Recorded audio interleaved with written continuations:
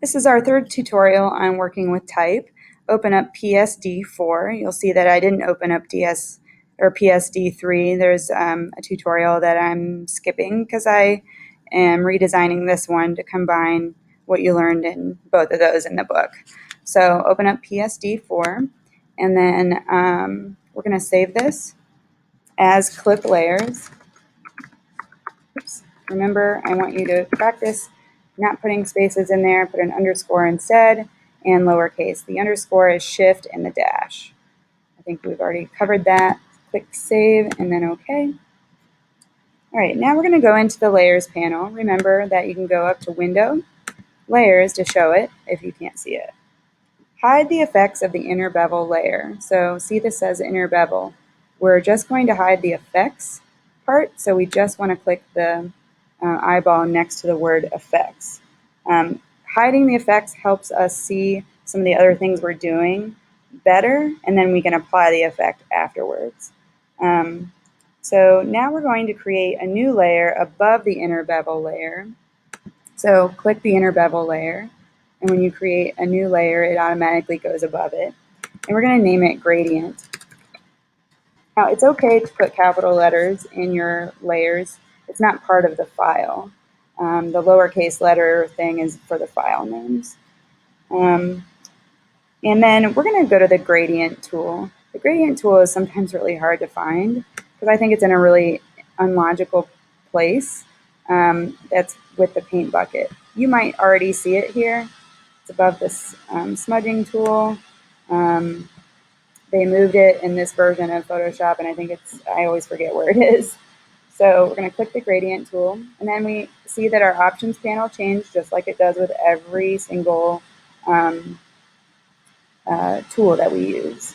And then we can click here, and we want to find a specific gradient, and you'll see that all the file name or all the names of them are here. We're going to do orange, yellow, orange. Now, if we wanted to create our own gradient, we can click in the center of this, and we can double click these little handles here and save our own gradient. We're not going to do that right now, but we will later. So now we want a linear gradient. So we're going to mouse over these and make sure that we find the right one. Mine just happens to be selected on linear gradient because I practiced this right before. So make sure that it's on there. And then we're going to position our mouse pointer at the top of the canvas. The canvas is different than here, so the top of the canvas. You want to zoom out so you see this gray pasteboard.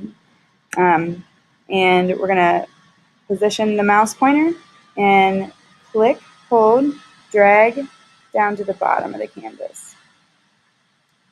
All right, so that covered up our text, but as you know, we can create a clipping mask. You've already done this before. So we're going to target the gradient, and we always make sure that the gradient is above the text when we do it. We're going to go up into this little drop down here, and we're going to create a clipping mask. And you'll see that it clips to the text because it's above it, and you'll see that this little arrow happens here. If it doesn't, there's a way we can fix that, but it should be applying it nevertheless, even though that it may not look this way. If you have this problem, just come over and ask me about it. Go ahead and click the Move tool. We can actually drag this gradient to be positioned based on what effect we want. Now, the fewer colors we have, the less room we have to move. If we had chose a 4-color gradient or made our own, we would have more.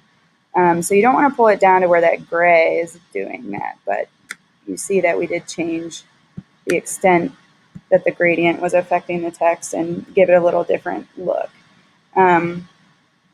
So now we want to take the gradient tool and see what happens when we drag from the top of a letter to the bottom of a letter. And it's going to repeat that gradient in a more concentrated area, and so it's going to give us more colors, or at least repeat the pattern. So you can move it the same. You see we just have a clipping mask here over the letters. Now, go ahead and make that effects visible, and you'll see why we look at the gradient first before we apply the effect. If you don't like that, undo it, pull it down, try it, and see how you like it. Go ahead and save your work. And now we're going to hide the effects of the inner bevel layer, so just the effects. And we're going to go to the wood layer, and we're going to drag it to the top of the layers panel.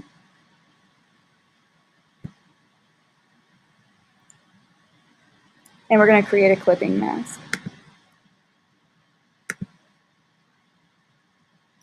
So now you see that since the wood is above the gradient, it is taking over.